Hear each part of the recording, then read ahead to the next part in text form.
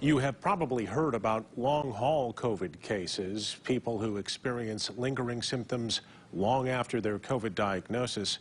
In fact, some of the symptoms can last for months or even years, even if they only had what's considered a mild case. News 8's Michelle DeSelm spoke with a doctor at Mary Free Bed about the problem and what you can do to help your recovery at home.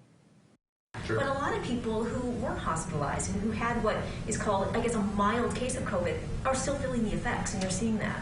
COVID is not unlike many other viruses that carry this post-viral syndrome that often manifests as chronic fatigue, brain fog, word-finding difficulties, low endurance, which is very troublesome for people. They're eager to get back into their normal routines, and to have these ongoing symptoms becomes quite debilitating. What are some things that people can do if they are experiencing this at home? Just to walk through some of these symptoms, shortness of breath, for example, is a very common complaint that I'll hear.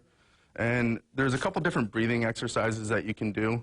Put your hand right at the bottom of your sternum, sit up nice and straight, and what you're trying to do as you take a big deep breath in through your nose is push your hand out.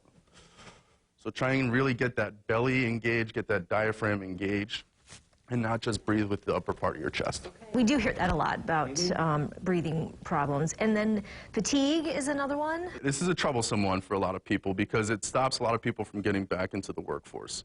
And so for fatigue, the best way to handle it is with a gradual, progressive increase in daily activity. So what I'll tell people is, I want you to start really simple. I just want you to walk 10 minutes for 2 weeks. After those 2 weeks, if you're tolerating it okay, bump it up to 15 minutes. Slowly ease back into this. The recovery is slower than everyone wants it to be. How about the brain fog? Brain fog is another big one.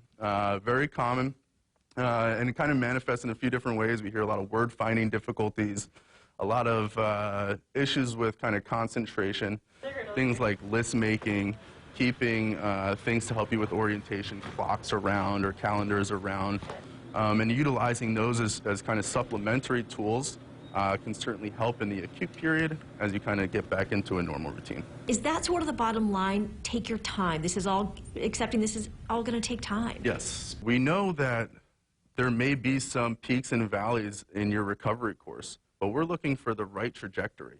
As long as you're headed on the right path, we'll know that you're going to continue to improve and get back there. Everyone gets better at different rates. Some people rebound in a couple days, some people are taking a lot longer.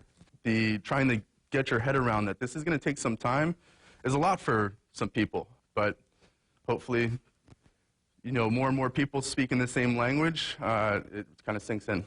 Good. Well, that's great advice. Really appreciate it. Thank you. Yeah.